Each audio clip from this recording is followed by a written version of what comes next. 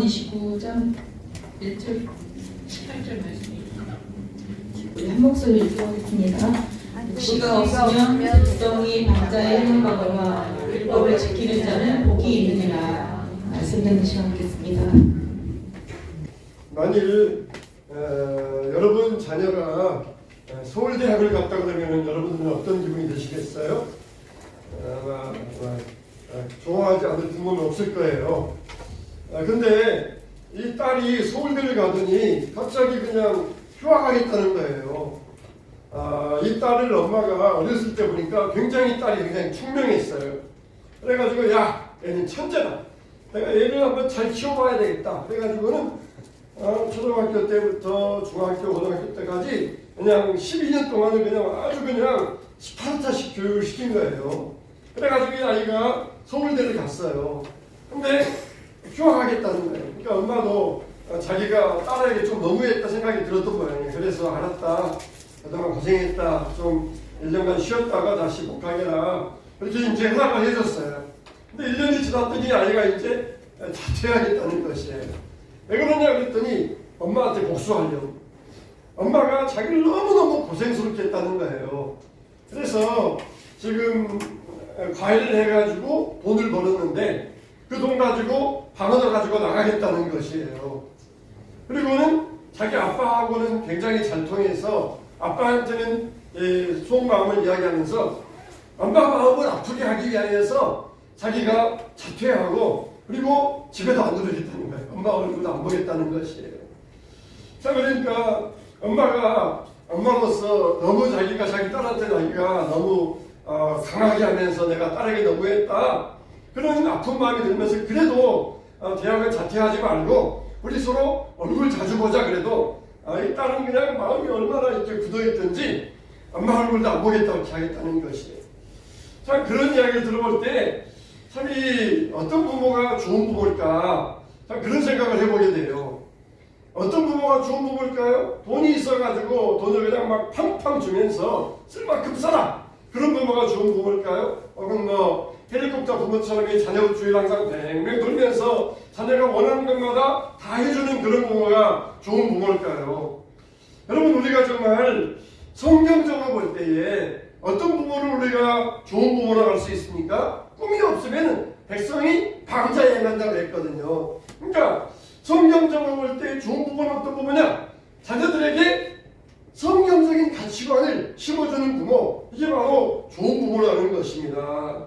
그래서 자녀의 롤모델이 되고 자녀들에게 정말 엄마 아빠를 내가 가장 존경합니다. 이렇게 기독교적인 가치관, 이런 세계관을 심어줄 수 있어야 돼요. 그래서 자녀들에게 꿈을 심어주고 비전을 심어주고 꿈꾸는 자로 살아가게 하는 그런 우리가 부모가 정말 최선의 좋은 부모라고 말할 수 있겠어요. 요셉은 이 별명이 꿈꾸는 자였잖아요. 그래서 어느 날 꿈을 꾸니까 곡식단, 11곡식단이 자기 곡식단에게 절을 하더라는 것이에요. 그리고 어느 날 꿈을 꾸니까 11별과 해와 달과 별이 해와 달이 자기 별에게 절하더라는 것이에요. 아빠 야곱은 그 말을 들었지만은 걱정이 됐어요. 이 아이가 괜히 그런 말 하고 다니면은 형들에게 미움사고 그리고 이 아이가 굉장히 시건방지지 아니할까 걱정돼가지고 한 구령을 내려가지고 너 다시는 그 말을 입에도 담지 말아라. 그러면서 요셉에게 입단속을 시켰어요. 그러지만은 마음속에 있는 꿈이 어디 가겠습니까? 요셉은 계속해서 꿈꾸는 자로 살다가 형들에게 시기를 받아가지고 애굽의 종살이로 팔려갑니다. 그리고 포디발의 집에서 잘 종살이 했었는데 또 포디발의 아내에게 억울한 누명을 써가지고 그리고는 감옥에까지 내려가요. 여러분, 얼마나 참 치안 죄를 치안 누명을 쓴다는 게 참 이 남자로서는 이게 정말 얼마나 수치스러운지 몰라요. 이 아들이 고등학교 2학년짜리 아들이 있는데 분명히 그 시간에는 학원 가서 공부할 시간인데 자기 아들이 길거리에서 이상한 짓을 했다. 그러면서 경찰에서 조사가 나왔어요. 3개월 동안을 조사하면서 이 아이가 그냥 그동안 너무 공부 스트레스를 많이 받았던 모양입니다. 그렇게 이제 이 아이에게 경찰이 막 3개월 동안 조사하면서 그렇게 이 아이를 3개월 동안 치안이라고 하는 이렇게 누명을 씌웠던 것이에요. 그러면서 나중에 범인이 밝혀졌는데 그 3개월 동안에 완전히 동네 소문나고 이 아이는 정말 이상한 아이로 보여주고 그러면서 얼마나 마음고생이 심했는가 그걸 이야기를 했어요. 요셉은 어떻게 했어요? 요셉은 정말 하지도 않는 일 때문에 억울하게 누명 쓰고 참 이 감옥에 들어가가지고 거기에서 몇 년 동안을 감옥살이를 해야만 했던 것이에요. 나중에는 결국은 자기가 총리 되었을 때에 이것도 이제 누명을 다 벗었겠지만 그 기간 동안 얼마나 참 요셉은 수치스러운 인생을 살았겠습니까? 그런데 요셉은 그 꿈을 잃지 않았던 것이에요. 그리고 억울하게 감옥에 갇혔지만 결국은 그 꿈대로 살아서 애굽의 제도자가 될 수 있었던 것입니다. 창세기 보면은 37장부터 마지막 50장까지가 요셉에 대한 내용이에요. 한 사람을 위하여서 이렇게 무려 37장부터 50장까지 13장이 요셉 한 사람만을 위하여서 집중적으로 기록된 내용이 창세기 후반부의 내용이에요. 왜? 요셉에게 꿈이 있었으니까. 그러나 꿈이 없었던 11형제에 대한 이야기는 성경에 별로 나오지 않습니다. 이렇게 창세기 37장에 보면은 꿈이라는 말이 무려 9번을 나옵니다. 이거는 우리가 뭘 말씀해 주냐면은 하나님은 누구와 함께 하신다? 꿈꾸는 자, 꿈에 관심이 있는 자, 꿈을 가진 자, 이런 사람과 하나님은 함께 하신다는 것이에요. 할렐루야, 할렐루야. 어떤 교회와 하나님께서 함께 하십니까? 꿈꾸는 교회. 꿈꾸는 교회와 하나님께서 함께 하신다는 것이에요. 우리 교회도 이런 꿈을 가져야 돼요. 예수님께서도 제자들을 가르치실 때에 항상 꿈을 심어주었습니다. 너희는 가서 많은 백성으로 제자를 삼으라. 또 너희는 가서 내 양을 먹이고 내 양을 채야 된다. 그리고 나를 믿는 자는 내가 하는 일을 그도 할 것이요 나보다 더 큰 일도 할 것이다. 제가 이렇게 꿈을 심어주었어요. 예수님이 하신 일만도 정말 크고 놀라운데 우리가 예수님보다 더 큰 일을 할 수 있다고? 그러면서 제자들 마음속에 막 꿈이 새록새록 솟아났던 것이에요. 사도 바울도 그랬잖아요. 빌립보서 2장 13절에 보니까 너희 안에서 행하시는 일은 하나님이시니 자기의 기쁘신 뜻을 위하여 너희에게 소원을 두고 행하게 하시나니 그랬어요. 여러분, 하나님이 우리 마음속에 어떻게 행하신다고요? 우리 밖에서, 우리 외부에서 그냥 뭘 행하시는 것이 아니라 너희 안에서, 우리 안에서 소원을 두고 행하신다는 것이에요.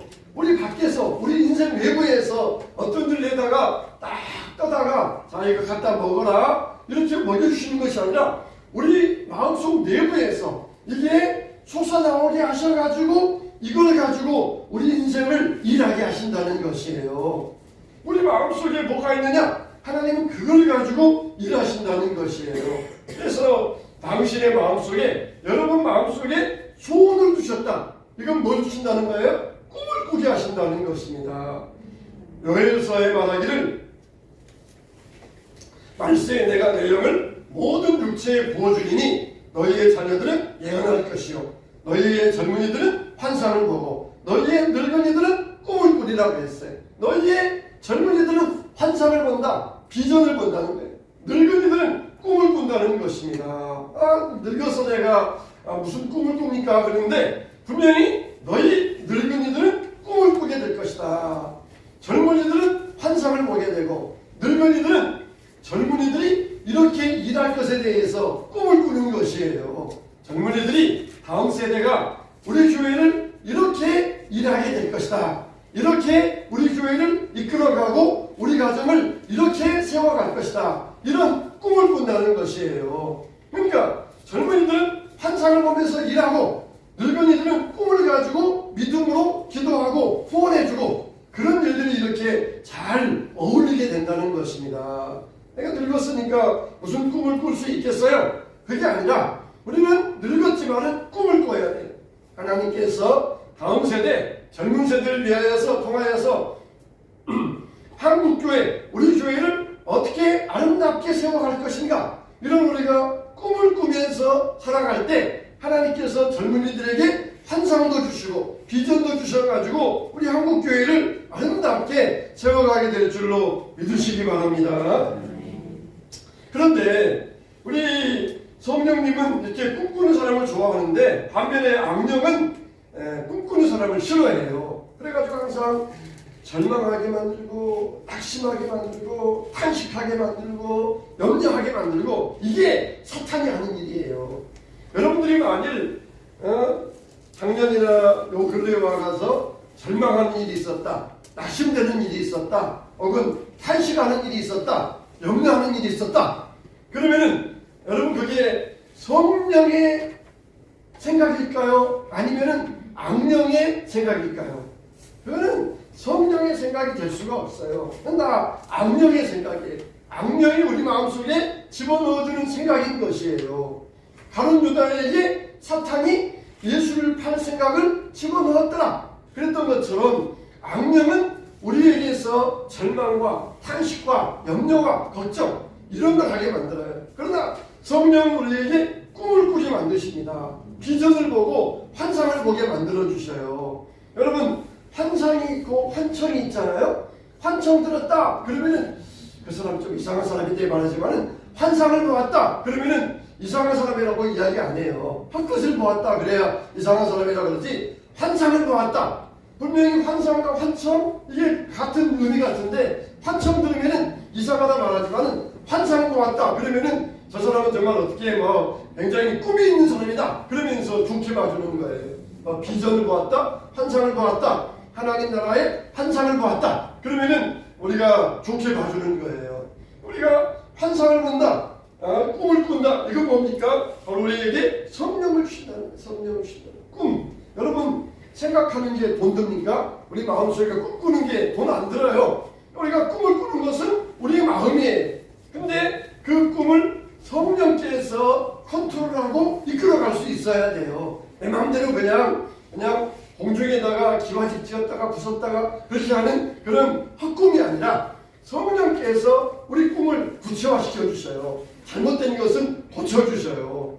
그래서 우리 교회에 꿈을 주시는데 그 꿈을 구체화시켜 주시고 현실화시켜 주시고 올바로 만들어 주시면서 우리를 어디로? 소원의 항구로 인도하시는도다 그랬어요. 이렇게 사탄은 지금도 우리의 꿈을 산산조각 만들게 하고 낙심에 이르게 합니다. 사탄은 꿈꾸는 자를 싫어해요. 여러분, 우리가 꿈을 꾼다 그래서 마치 그냥 단번에 어떤 일들이 막 단번에 이루어지는 게 아니에요. 꿈을 꾼다 그래서 막 순풍에 돛단 듯이 배가 막 미끄러져 나가는 게 아니에요. 요셉이 꿈을 꾸었어요. 근데 11이 별과 해와 달이 자기에게 꿈꾸는 이 별하는 꿈을 꾸었지만은 그 꿈이 순탄하게 이루어졌습니까? 그 꿈이 편리하게 이루어졌습니까? 아니에요. 종으로 애굽에 팔려가야 되고 감옥에 가야 되고 그런 과정을 통해서 요셉의 꿈이 이루어졌던 것이에요. 여러분, 아프리카에서 미국인들이 노예를 잡아올 때에 어떻게 잡았을까요? 이 노예가 그냥 두면은 도망가니까 어떻게 해요? 쇠사슬을 손과 발에 묶습니다. 쇠사슬을. 그러면은 쇠사슬을 손과 발에 묶으면은 이게 하루 이틀도 아니고 아프리카에서 미국까지 배를 타고 와야 되니까 몇 달 동안을 배를 타고 오면서 이게 지내야 되니까 이 쇠가 이게 자꾸 손과 마찰을 일으키면서 처음에는 피부가 벗겨지다가 그 다음에는 점점 이 살이 벗겨지다가 그 다음에는 뼈까지 보이게 되고 거기에서 막 짓무르고 그 다음에는 거기에 막 벌레가 생기고 이게 난리가 아니에요. 이게 얼마나 처참하고 얼마나 흉측한지 몰라요. 요셉이 그랬어요. 요셉이 저기 가나안 땅에서 애굽으로 끌려갈 때에 감시를 소홀히 하면은 저녁에 도망갈까봐 손과 발에 쇠사슬 치워가지고 가니까 그 기간 동안에 그 더운 여름 날씨에 손에 이 쇠사슬 치우니까 손이 막 짓무르고 피부가 벗겨지고 그러면서 착고에 치워서 애굽에 끌려갔던 것이에요. 얼마나 참이 후회했겠어요. 차라리 그냥 꿈이 없어도 좋다. 아니면 그냥 행복하게 살고 싶다. 행복한 인생 살고 싶다. 그랬을는지 몰라요. 그러나 하나님께서는 요셉에게 꿈을 주시면서 그 꿈을 이루는 과정이 평탄하게 이루는 것이 아니라 이런 고난과 역경을 통하여서 꿈을 이루어가게 하셨던 것입니다. 영광, 그리고 그 영광 가운데 고난을 통한 영광이 있어요. 우리가 정말 그냥 얻는 영광도 있고 고난을 통하여 얻는 영광도 있어요. 하나님이 우리에게 영광 주실 때에는 고난을 통하여서 십자가를 통하여서 우리에게 영광을 주셔요. 누가? 예수님이 대신 십자가로도 반드시 누가 지든지 십자가를 져야 돼요. 부모가 지든지 자식이 지든지 형제가 지든지 혹은 본인 자신이 지든지 누가 지든지 한 사람은 십자가 져야 돼요. 십자가. 기도에 십자가를 지고 가야 돼요. 누가 한 사람이라든지 기도에 십자가를 지고 가야만, 그래야만 고난을 통하여서 영광을 얻을 수 있지, 신앙적인 영광은 고난 없이는 이루어지지 않아요. 부활의 영광은 반드시 십자가의 고난을 통하여서만 부활의 영광을 얻게 된다는 것입니다. 하나님이 우리에게 꿈을 주시면 우리는 어떤 유혹도 이겨내야 됩니다. 만일 요셉이 그냥 평범하게 자기 혼자 잘 살기로 했다 그랬더라면 아마 보디발의 아내의 유혹에 넘어갔을 것이에요. 그러면은 보디발의 아내의 유혹에 넘어갔으면은 얼마나 인생이 편했겠어요. 주인 부인이 자기에게 잘해주면은 얼마나 종살이가 편했겠습니까. 그런데 요셉에게는 꿈이 있으니까 어떤 유혹도 물리칠 수 있었던 것이에요. 왜? 우리가 요즘 젊은이들이 절망하고 쉽게 유혹에 넘어가고 방황하고 향락에 빠집니까? 왜 그렇게 마약이 이렇게 만연되어 있습니까? 우리에게 꿈이 없으니까. 꿈이 없으니까. 앞으로는 정말 여러분들 우리나라에서도 대통령이나 정치인 되려면 자기 관리 잘해야 돼요. 정말 이 학폭에 있어 연루되었는데 나중에 대학도 졸업하고 사회에 나왔는데 옛날에 그 있었던 학폭이 드러나가지고 연예인들이나 정치인들 혹은 자기 아들이 그랬는데 정치인 아버지까지 다 낙마하는 경우들이 있잖아요. 우리가 앞으로는 어떤 일을 하면 반드시 자기 인생 관리를 잘해야 돼요. 쉽게 유혹에 넘어가면 안 됩니다. 근데 꿈이 없으니까 그냥 유혹에 넘어가고 많은 요즘 젊은이들이 있다는 것이에요. 그래서 우리가 우리 자녀들에게 일방적으로 명령하고 지시하는 것이 아니라 하나님이 주신 꿈을 갖게 만들어야 된다는 것이에요. 하나님께서는 너를 향한 뜻이 있단다. 너를 향하여서 반드시 계획을 가지고 있단다. 그래서 이런 꿈을 갖게 만들어줘야 되는 것이에요. 그래서 소원의 항구로 인도하시는 하나님, 우리를 바라는 항구로 인도하시는 하나님, 우리가 장차 들어갈 영원한 천국으로 인도하시는 하나님. 역사적으로 볼 때에는 이스라엘 백성이 바벨론에서 다시 예루살렘으로 돌아오는 게 그게 그들의 꿈이었어요. 오늘날 우리 구원사적으로 볼 때, 영적으로 볼 때 우리의 원대한 꿈은 바로 이 하나님 나라의 꿈이에요. 하나님 나라. 하나님께서 통치하시고 하나님이 왕이 되시는 영원한 나라. 이게 바로 우리가 꾸어야 될 꿈이라는 것이에요. 그래서 시편에 보니까 우리를 소원의 항구로 인도하시는데 그 전에 우리가 뭘 만나느냐? 광풍을 만난다는 것입니다. 광풍이 일어나 바다의 물결을 일으키는도다 그랬어요. 여러분, 이 전 세계를 요트 여행으로 요트 타고 다니는 그런 여행가들이 있어요. 뭐 대서양도 건너고 태평양도 건너고 인도양도 건너고. 그런데 날씨가 아주 좋은 날 태평양 한가운데 요트 타고 가면은 그렇게 기분이 좋대요. 그냥 하고 그냥 보이는 것은 그냥 물밖에 없고 하늘에서 햇빛이 따스하게 내리쬐고 물살은 잔잔하고 그러면은 그냥 배가 이렇게 둥실둥실 가면서 가면은 이게 정말 거기에서 더 이상 인생에 바랄 것이 없고 이거보다 좋을 게 없다. 그럴 정도로 그렇게 태평양 한가운데 있으면은 뭐 다른 생각도 안 들고 야 정말 인생 정말 뭐가 있어 그런 생각밖에 안 들어요. 그런데 이 바다에 막 막 풍랑이 일어보세요. 막 집채만한 막 풍랑이 막 일어가지고 배를 막 집어삼킬 듯이 막 요동을 치면은 그때 무슨 생각이 나겠어요? 아! 빨리 항구로 가야 되겠다. 빨리 항구에 가서 배를 전환시키고 빨리 안전한 곳으로 대피해야 되겠다. 그런 생각이 들어요. 그런 생각이.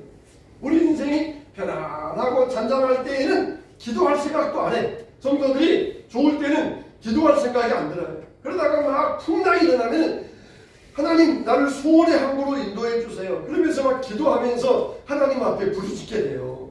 하나님이 우리를 소원의 항구, 영원한 천국으로 인도해야 되는데 잔잔하니까 이 태평양 정말 이 갈매기 소리도 안 들리고 오직 보이는 건 물밖에 없고 하늘밖에 없고 정말 이런 데서 정말 너무너무 내가 인생이 평안하다. 그럴 때 이들에게 막 풍랑을 일으켜가지고 항구로 들어가야 돼. 항구, 소원의 항구로. 여러분 우리는 이와 같이 하나님께서 이 광풍을 만나게 하셔서 우리를 소원의 항구로 인도하게 하시는데 그래서 우리를 절망하지 말고 포기하지 않고 부르짖어 기도하게 하시는 거예요. 예수님께서 제자들이 풍랑을 만났을 때 밤사경에 제자들을 찾아오셨다고 그랬어요. 밤사경은 새벽 3시, 4시, 5시 이런 정도입니다. 그러니까 제자들이 밤 9시경에 배를 타고 갔어요. 근데 풍랑이 일어나는데 대략 몇 시간 정도를 제자들이 배를 노를 저었느냐? 6시간을 노를 저은 거예요. 6시간을 노를 저어가지고 어떻게든지 해안가 쪽으로 막 배를 하려고 해도 가려고 그러면 밀려나고 가려고 그러면 밀려나고 해안가 쪽에서 바람 불어오니까 반대 방향으로 막 밀려나고 해안가 쪽으로는 갈 수가 없는 거예요. 그때 예수님께서 밤사경에 무리를 걸어서 제자들에게 오시니라 그랬어요.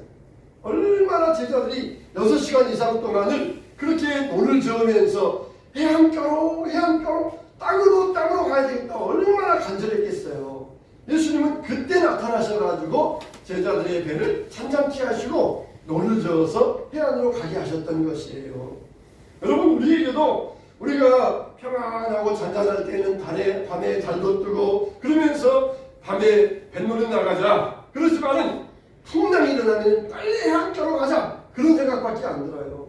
우리들도 소원의 항구로 인도하시는 하나님께 우리가 풍랑을 만났으니까 기도하시기 바랍니다. 하나님께 간구하시기 바랍니다. 하나님이 우리를 어떻게 하신다고요? 풍랑 가운데 내버려 두시는 것이 아니라 너희를 소원의 항구로 인도하시는도다. 할렐루야. 여러분이 바라는 항구로 인도하여 주실 줄로 믿습니다. 그래서 시편 107편 30절에 그들이 평안함으로 말미암아 기뻐하는 중에 여호와께서 그들이 바라는 항구로 인도하여 주시는도다 그랬어요. 여러분 세상에서 가장 불쌍한 사람은 못 듣고 못 보고 못 마는 사람이 아니라 눈이 있어도 보기는 보아도 비전을 못 보는 사람, 이게 바로 세상에서 가장 불쌍한 사람이라 그런 말이 있어요. 우리가 저 사람은 정말 야망이 있는 사람이다 그런 말이 있잖아요. 꿈과 야망은 달라요. 야망은 뭡니까? 야망이라고 하는 것은 자기로부터 시작합니다. 나로부터 시작돼요. 자기로부터 시작돼가지고 모든 중심이 나입니다. 그래서 내가 잘 되는 것, 내가 높아지는 것, 내가 인정받는 것, 이게 야망이에요. 저 사람은 정말 야망 있는 사람이다. 이거는 자기가 잘 되길 바라는 거, 이게 야망이에요. 근데 꿈은 뭡니까? 꿈이라고 하는 것은 하나님이 주신 것인데 바로 그 꿈의 중심에는 누가 계셔요? 예수 그리스도. 그게 바로 꿈이에요.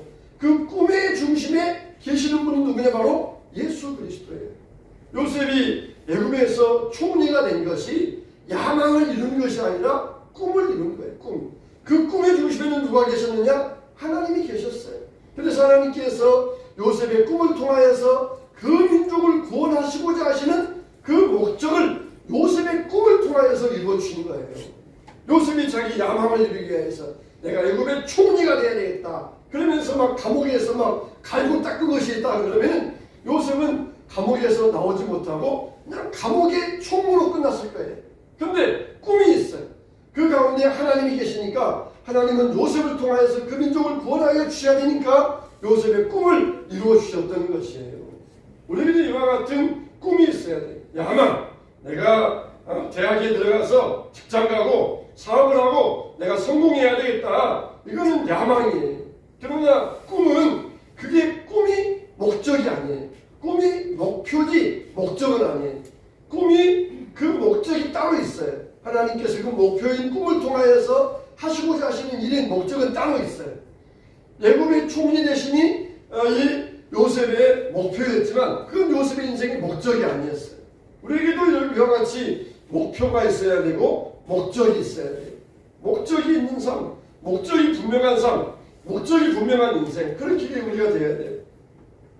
하나님께서는 우리를 비전의 사람으로 쓰기 원하시는데 우리가 이렇게 하나님은 우리에게 여러분이 가장 잘하는 것, 여러분이 가장 좋아하는 것, 그걸 사용하셔서 여러분의 꿈을 이루어 주시는 것이에요. 세상에서는 야망을 이루려면 자기가 못하는 것도 막 하면서 그러면서 야망을 이루려는데 하나님은 여러분이 잘하는 것, 여러분이 좋아하는 것, 그걸 통하여서 우리의 꿈을 이루어가기를 원하셔요.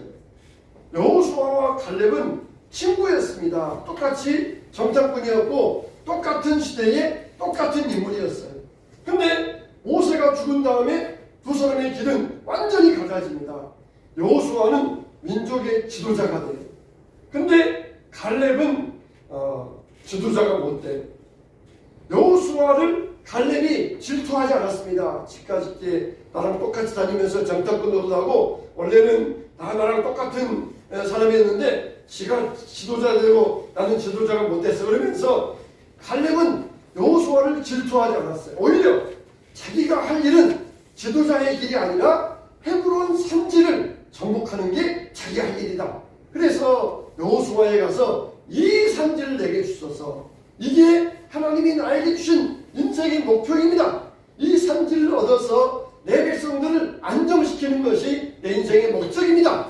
그러면서 옛날에는 친구였던 여호수아에게 겸손히 가서 이 산지를 내게 배당시켜 주시면 내가 그곳에 있는 적들을 쫓아내겠습니다. 그러면서 그렇게 자기의 길을 알았던 것입니다. 꿈이 있는 사람은 남과 비교하지 않아요. 세상의 성공으로 끝나지 않습니다. 그 꿈을 통하여서 하나님의 하나님 되심을 드러내게 하는 것이에요. 최고의 부모는 어떤 부모이냐? 서울대 붙여주고 의대가 의대 붙여주고 그런 부모가 아니라 정말 인생의 꿈을 찾아주는 부모, 인생의 가치관을 가지고 인생의 꿈을 찾아주는 부모, 그게 바로 최선의 부모가 되는 것입니다. 그래도 야망이 아니라 꿈을 가져야 될 것입니다. 이런 꿈을 회복하시기 바랍니다. 하나님께서 여러분들에게 어떤 마음에 소원을 주시고 그 일을 행하실 때 주여 이 꿈을 이루어가서 하나님 되심을 드러낼 수 있게 하여 주시옵소서. 이 꿈을 통하여서 많은 백성들을 살리는 일을 하게 하여 주옵소서. 우리가 그런 꿈을 꾸는 이 꿈의 회복자들이 되시기를 바랍니다. 제 꿈이 회복되어서 나로 말미암아 하나님께 이 영광이 돌아가고 모든 사람에게 유익이 될 수 있어야 되겠습니다.